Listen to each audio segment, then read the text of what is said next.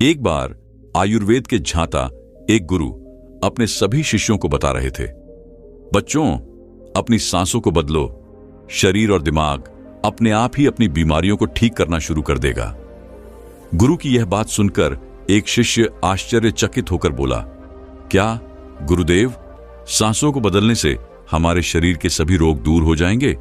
गुरु मुस्कुराए और बोले, हां बेटा, आपके शरीर के सभी रोग दूर हो जाएंगे और भविष्य में आपको कभी कोई बीमारी नहीं होगी। शिष्य की जिज्ञासा और बढ़ गई। उसने फिर पूछा, गुरुदेव, कृपया हमें विस्तार से बताइए कि हम अपनी सांसें किस तरह बदलें जिससे हमें कभी कोई बीमारी ना हो। गुरु ने गहरी सांस ली और बोले, बच्चों, हमारे शरीर का निर्माण इस ब्रह्मांड से हुआ है, यानी इस ब्रह्मांड ने ही हमारे शरीर को बनाया है और इस ब्रह्मांड ने हमारे शरीर के अंदर एक बहुत ही अच्छा डॉक्टर दिया है। शिष्य चकित होकर बोले, डॉक्टर? लेकिन कहां है वह डॉक्टर गुरुदेव? गुरु ने मुस्कुराते हुए कहा, वह डॉक्टर है हमारी सांसें। गुरु ने अपनी बात आगे बढ़ाई। दुनिया में सबसे बड़ी दवाई की फैक्ट्री हमारे शरीर के अंदर ही है, लेकिन लोग बाहर से दवाइयां लेकर अपने शरीर को कूड़ादान बना रहे हैं। बच्चों, बड़ी से बड़ी बीमारी को हमारा शरीर स्वयं ठीक कर सकता है, लेकिन दुनिया में थोड़े से ही लोग ऐसे हैं जो इन शक्तियों के बारे में जानते हैं और उनमें से बहुत कम लोग ऐसे हैं जो इनका सही से उपयोग कर पाते हैं। लेकिन अगर आप इसका सही उपयोग करना सीख गए तो आप हमेशा निरोगी रहेंगे। यह आपकी सारी बीमारियों को ठीक करेगा और साथ ही आपकी इम्यूनिटी को इतना मजबूत कर देगा कि आप बीमार होना ही भूल जाएंगे।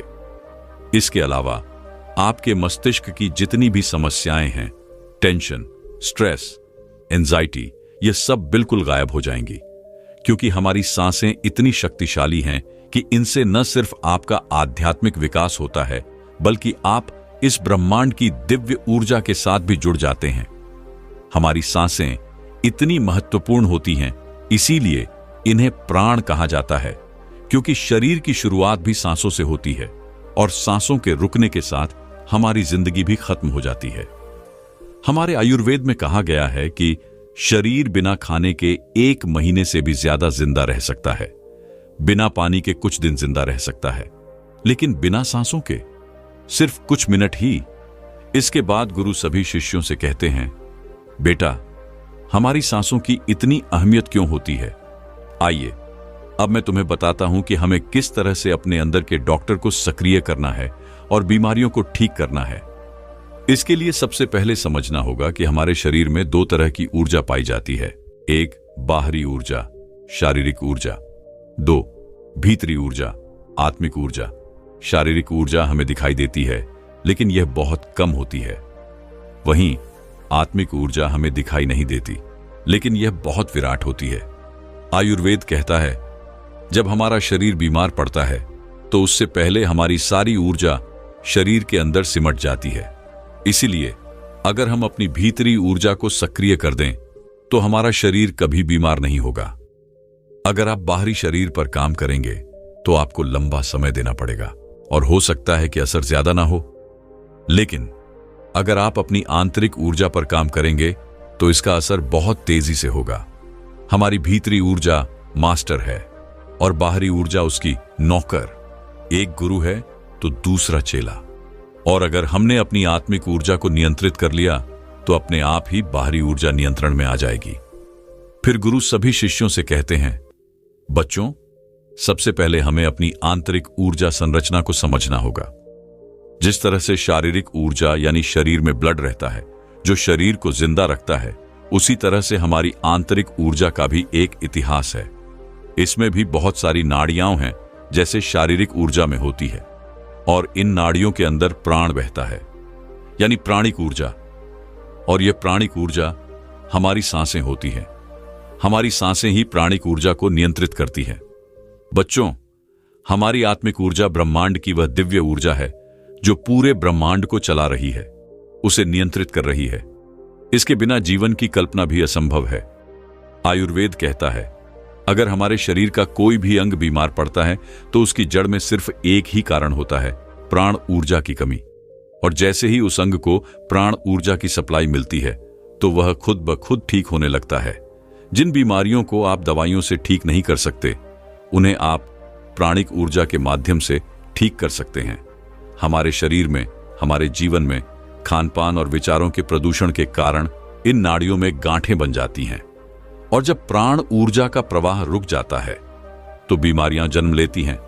लेकिन जैसे ही आप इस प्राण ऊर्जा को एक नया आयाम देते हैं, प्राणायाम करते हैं, अपनी सांसों को नियंत्रण में रखते हैं, अपनी सांसों को समझते हैं, तो यह नाड़ियां अपने आप खुलने लगती हैं और प्राण ऊर्जा के प्रवाह के कारण जो मल जमा हुआ है वह शरीर से बाहर निकलने लगता है। जैसे ही आपकी नाड़ियां शुद्ध होती हैं, आपका शरीर शक्तिशाली हो जाता है और इसका सीधा असर शारीरिक ऊर्जा पर भी पड़ता है, क्योंकि आत्मिक ऊर्जा जड़ है, शारीरिक ऊर्जा उसकी पत्तियां हैं।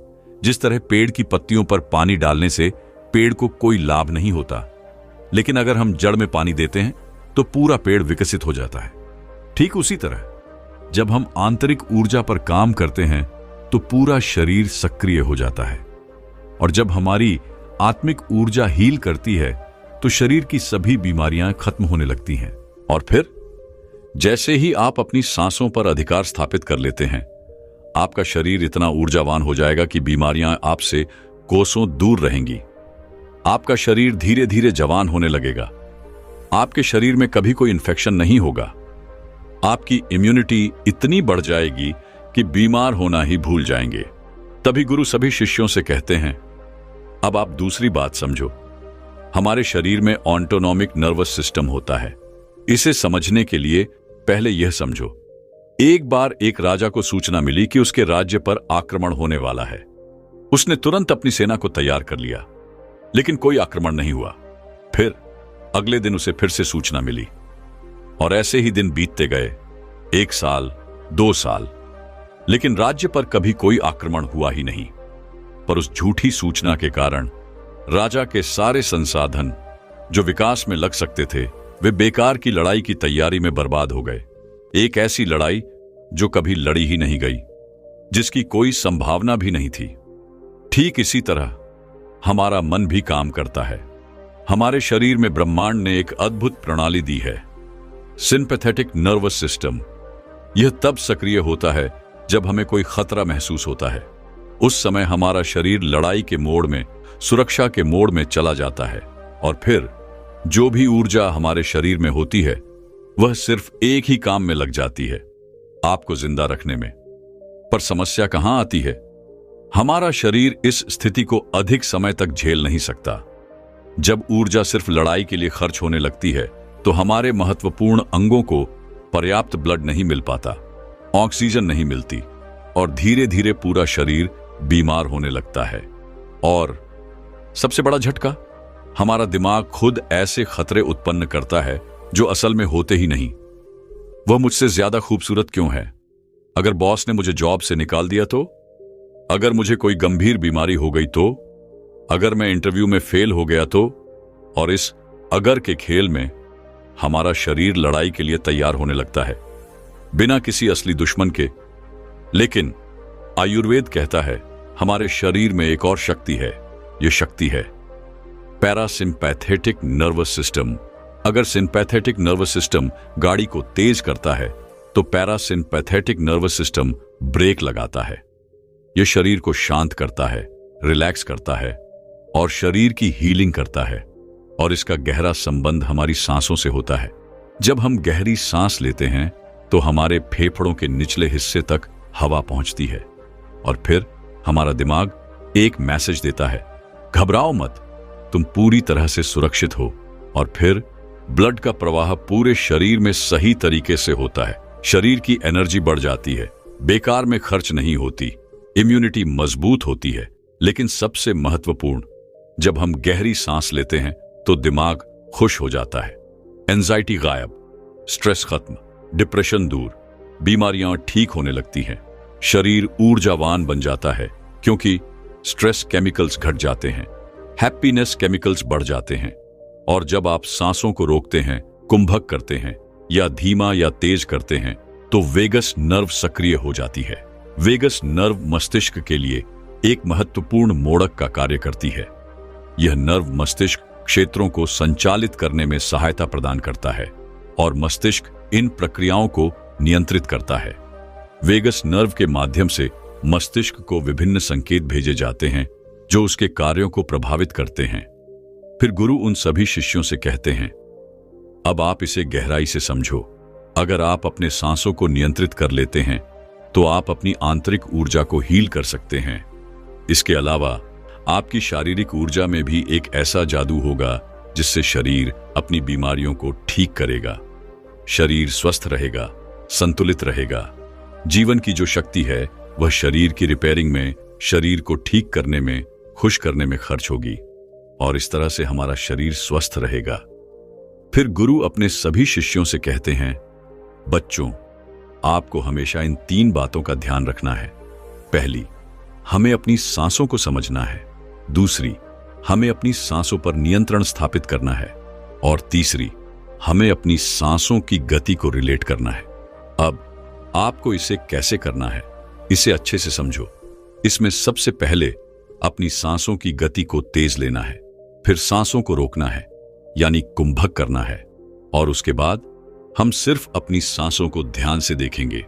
इसके लिए आपको सबसे पहले बैठ जाना है और अपनी रीढ़ की हड्डी को बिल्कुल सीधा करना है। आप चाहें तो इसे लेट कर भी कर सकते हैं। फिर आपको अपनी आंखों को धीरे धीरे आराम से बंद कर देना है। फिर अपने आसपास की आवाजों को सुनना शुरू करना है। आपका शरीर सर से लेकर पांव तक बिल्कुल ढीला हो जाएगा और इसके बाद आपको अपने आसपास होने वाली हर गति के प्रति सजग हो जाना है। फिर गहरी सांस अंदर लें और उसे धीरे धीरे बाहर छोड़ें। ऐसा आपको बार बार करना है। इसके बाद आपको फिर से गहरी सांस लेनी है और उसे अपने भीतर ही रोकना है, जितनी देर आप रोक सकें, और फिर धीरे धीरे उसे बाहर छोड़ देना है। आपको अपनी सांसें पेट तक पूरी गहराई से लेनी है। इसके बाद धीरे धीरे अपनी सांसों को बाहर छोड़ देना है और फिर जब तक सांस नहीं लेनी है तब तक आप रुक सकते हैं। इस प्रक्रिया के दौरान आपको अपनी आंखें बंद ही रखनी है और पूरे शरीर को महसूस करना है। फिर आप देखेंगे आपके शरीर में सांसों के सहारे जहां कहीं भी तनाव है, चिंता है, वह सब शरीर से बाहर जा रही है। आपका पूरा शरीर शांत होने लगेगा। इसके बाद आपको अपने चेहरे को महसूस करना है, सिर की मांसपेशियों को, गर्दन को, कंधों को और उनकी मांसपेशियों को भी। फिर दोनों पैरों को महसूस करें। ये सब धीरे धीरे ढीले पड़ने लगेंगे। लगातार अपनी चेतना को अपनी सांसों पर रखें। आप देखेंगे कि हर सांस के साथ आपका शरीर और भी अधिक ढीला पड़ता जाएगा। कोई विचार नहीं रहेगा, कोई सोच नहीं रहेगी, कोई चिंता नहीं रहेगी और फिर आपके शरीर के कण कण में प्राण ऊर्जा बहने लगेगी। ब्रह्मांड की वह दिव्य ऊर्जा जो इस पूरे ब्रह्मांड को संचालित कर रही है और सृजन कर रही है, वही आपके शरीर को हील कर रही है। इस ब्रह्मांड ने आपको यह अधिकार दिया है कि आप अपनी प्राण ऊर्जा को नियंत्रित कर सकते हैं, अपने शरीर को स्वस्थ रख सकते हैं, अपने मन को शांत रख सकते हैं। क्या आप जानते हैं, केवल अपनी सांसों पर नियंत्रण करके आप अपनी बीमारियों को ठीक कर सकते हैं। यह कितना अद्भुत है ना? इतना कहकर गुरुदेव मौन हो गए और अब उन शिष्यों को गुरु की सारी बातें पूरी तरह समझ आ चुकी थीं। सभी शिष्यों ने श्रद्धा से गुरुदेव को प्रणाम किया और फिर वे वहां से चले गए। दोस्तों, आज हम सांस और मन के संबंध के बारे में जानेंगे। क्या आपने कभी गौर किया है, एक कुत्ता जो 1 मिनट में 27 से 28 बार सांस लेता है, वह सिर्फ 10 से 12 साल तक जीता है। वहीं एक इंसान जो प्रति मिनट 14 से 15 बार सांस लेता है, 80 से 100 साल तक जीवित रहता है। लेकिन क्या आप जानते हैं, एक कछुआ जो सिर्फ 5 से 6 बार सांस लेता है, वह 500 से 600 सालों तक जीवित रह सकता है। अब इससे क्या समझ आता है? स्पष्ट है कि जितनी कम सांसों की संख्या होती है, जीवन उतना ही लंबा होता है। यही रहस्य समझकर हमारे पूर्वजों ने इस विज्ञान पर काम किया। उन्होंने सीखा कि सांसों की संख्या को कम करना और उनकी गहराई को बढ़ाना दीर्घायु का सबसे बड़ा राज है। वे समझ गए थे कि इंसान को जीने के लिए साल या महीने नहीं मिलते, बल्कि एक निश्चित संख्या में सांसें मिलती हैं। और अगर हम सांस लेने की गति को धीमा कर लें तो उम्र को बढ़ाया जा सकता है। लेकिन ध्यान रहे, यह प्रक्रिया स्वाभाविक होनी चाहिए। जब हम सांस लेते हैं तो वह प्रत्यक्ष रूप से हमें 3 स्थानों पर महसूस होती है: कंठ, हृदय, फेफड़े और पेट। इन सभी में गई हुई सांस का हमें पता भी नहीं चलता। मस्तिष्क में गई हुई सांस का तो हमें बिल्कुल एहसास ही नहीं होता। कान और आंख में गई हुई सांस का भी बहुत कम एहसास होता है। लेकिन क्या आपने कभी सोचा है कि ऐसा क्यों होता है? हमारी श्वसन प्रणाली से भीतर गई सांस अनेक प्रकार से विभाजित हो जाती है। यह अलग अलग क्षेत्रों में जाकर अपना अपना कार्य करती है और फिर वायु रूप में बाहर निकल जाती है। यह प्रक्रिया इतनी तेजी से होती है कि हमें इसका पता ही नहीं चलता। हम सिर्फ इतना जानते हैं कि ऑक्सीजन भीतर गई और कार्बन डाइऑक्साइड बाहर निकल गई, लेकिन भीतर वह क्या क्या सही या गलत करके जाती है, इसका बहुत कम ज्ञान हमें हो पाता है। अब सोचिए, यदि हम गहरी सांस लें तो क्या होगा? तेज प्रवाह के साथ शरीर के अंदर मौजूद बैक्टीरिया नष्ट होने लगते हैं। हमारी कोशिकाओं की रोगों से लड़ने की क्षमता भी बढ़ जाती है। बोन मैरो में नए रक्त का निर्माण होने लगता है। आंतों में जमा मल बाहर निकलने लगता है। मस्तिष्क की जागरूकता लौट आती है, जिससे स्मरण शक्ति तेज हो जाती है। न्यूरॉन्स की सक्रियता बढ़ने से सोचने समझने की क्षमता पुनः जीवंत हो जाती है। फेफड़ों में भरपूर हवा जाने से आत्मविश्वास वापस लौटता है। सोचिए, जब जंगल में एक तेज हवा का झोंका आता है तो क्या होता है?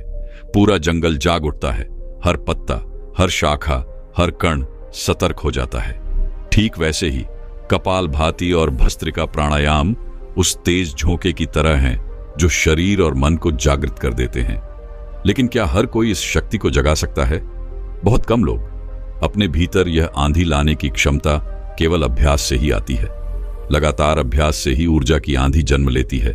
सिर्फ 10 मिनट की आंधी आपके शरीर, मन और पूरे जीवन को बदल सकती है। आजकल ज्यादातर लोगों की सांसें उखड़ी हुई होती हैं, बिखरी हुई, असंतुलित, कभी बहुत धीमी, कभी बहुत तेज, और उन्हें यह तक नहीं पता कि उनकी सांसें कैसी चल रही हैं। ध्यान दीजिए, जब क्रोध आता है तो सांस बदल जाती है। जब काम वासना जागती है तब भी सांस बदल जाती है। हमारे हर भाव और विचार के साथ हमारी सांस बदलती रहती है। यही नहीं, हमारा खान पान, रहन सहन भी इसे प्रभावित करता है। हकीकत यह है, हमारी सांसों का हमारे मन और शरीर से सीधा संबंध होता है। पूरा योग विज्ञान सांसों की सही प्रक्रिया पर ही आधारित है। तो सोचिए, अगर हम सिर्फ सांस लेना सही से सीख जाएं तो क्या होगा? हमारा पूरा जीवन जादू की तरह बदल सकता है। आज इस प्राचीन योग कथा के माध्यम से हम सांसों को सही तरीके से लेने के रहस्य और उनके जादुई प्रभाव के बारे में विस्तार से जानेंगे। बहुत समय पहले की बात है। एक आर्षि अपने आश्रम में छात्रों को योग, ध्यान और प्राणायाम की शिक्षा दिया करते थे। वे स्वयं भी एक महान योगी थे। उन्होंने हिमालय की गुफाओं में वर्षों तक साधना की थी, जहां उन्होंने मानव चेतना के सूक्ष्मतम आयामों को गहराई से समझा था। अब वे अपने इसी ज्ञान और अनुभव को शिष्यों के माध्यम से जन जन तक पहुंचाना चाहते थे। एक रहस्यमयी रात्रि के भजन के बाद उनके आश्रम का सबसे बुद्धिमान और होनहार छात्र गुरु के पास आया। गुरु ने जैसे ही उसके चेहरे को देखा, वे समझ गए उसके मन में कोई प्रश्न उठ रहा है। छात्र ने प्रणाम किया और बोला, गुरुदेव, आपसे कुछ प्रश्न पूछना चाहता हूं। गुरु ने मुस्कुराते हुए कहा, मुझे पहले से ही पता था, तुम्हारे चेहरे को देखकर ही समझ गया था। पूछो, क्या प्रश्न है तुम्हारा? छात्र ने पूछा, गुरुदेव, आप अक्सर कहते हैं कि योग, ध्यान और प्राणायाम का मूल आधार हमारी सांसें होती हैं। आप कहते हैं कि अगर हम अपनी सांसों पर नियंत्रण पा लें तो अपने मन और विचारों पर भी नियंत्रण पा सकते हैं। आज मैं आपसे इसी रहस्य और इसके यौगिक विज्ञान को विस्तार से समझना चाहता हूं। गुरु ने हल्की मुस्कान दी और फिर कहना शुरू किया, जैसा हमारा मन होता है, हमारी सांसों की गति भी वैसी ही हो जाती है, और जैसी हमारी सांस होगी वैसी ही हमारी मनोदशा भी हो जाएगी। मतलब हमारी सांसों से सब कुछ जुड़ा हुआ है। जो हमारे भीतर घटता है वह भी, और जो हमारे बाहर घटता है वह भी। हमारे जीवन में जो भी घटनाएं होती हैं उनका हमारी सांसों से गहरा संबंध होता है।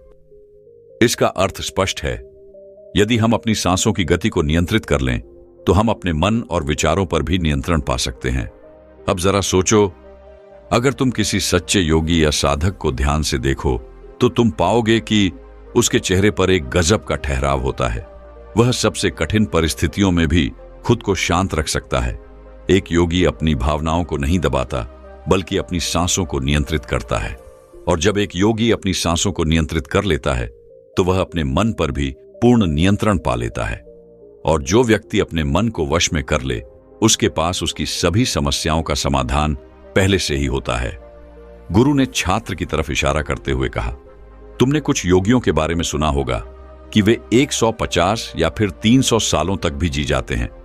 तो आखिर वे इतने लंबे समय तक खुद को जीवित कैसे रख पाते हैं?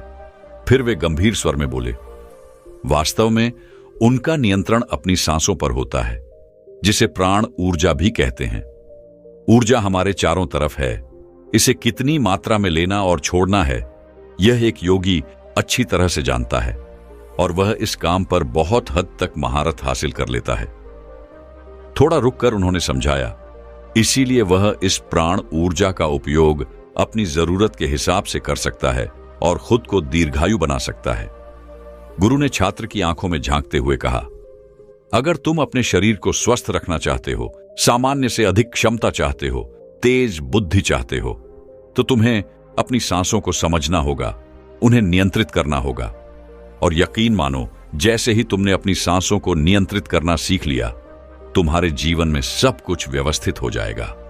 फिर उन्होंने एक गहरी सांस ली और बोले, वास्तव में डर, चिंता और परेशानी जैसी कोई चीज होती ही नहीं है।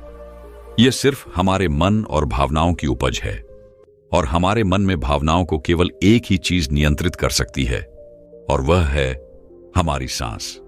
गंभीर होते हुए उन्होंने कहा, हमारे अंदर का क्रोध, चिंता, जलन, अहंकार, बदला लेने की भावना, यह सब कुछ हमारी सांसों के हिसाब से चलता है। अगर हमारी सांसों पर हमारा नियंत्रण है तो ये सभी विकार भी हमारे नियंत्रण में आ जाते हैं। सांस हमारे शरीर और मन के बीच पुल का काम करती है। अगर हमें अपने मन तक पहुंचना है, उसके विकारों को समझकर दूर करना है, तो हमें अपनी सांसों की पुल पर चलना होगा। हमें अपनी सांसों के जरिए अपने मन तक पहुंचना होगा और यही एकमात्र रास्ता है अपने मन को समझने का। तुमने कभी किसी बच्चे को सोते हुए देखा है?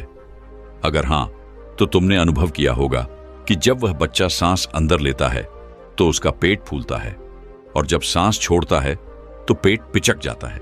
इसका मतलब एक बच्चा अपनी नाभि से सांस लेता है, जो कि सांस लेने का सबसे प्राकृतिक और सही तरीका है। अपनी इस गहरी और लंबी सांस की वजह से बच्चे का मन उत्साहित और हल्का रहता है। उसका शरीर ज्यादा प्राकृतिक तरीके से काम करता है। तुमने देखा होगा, बच्चा अपने मन में किसी भी बात को ज्यादा लंबे समय तक नहीं रखता, न ही वह किसी से ज्यादा लंबे समय तक गुस्सा रहता है। अगर उसे किसी गलती पर डांट पड़ भी जाए तो कुछ ही समय बाद वह उसे भूलकर फिर से खेल में मग्न हो जाता है। बच्चा इतना सरल इसीलिए हो पाता है क्योंकि उसकी सांसें प्राकृतिक रूप से चलती हैं।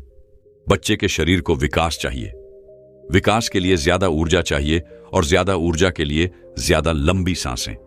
इसीलिए प्रकृति ने उसे लंबी और गहरी सांसें दी हैं। तो दोस्तों, कैसी लगी आपको यह कहानी? कमेंट सेक्शन में जरूर बताना और अगर अच्छी लगी हो तो इस चैनल को सब्सक्राइब करना मत भूलना। धन्यवाद। नमो बुद्धाय।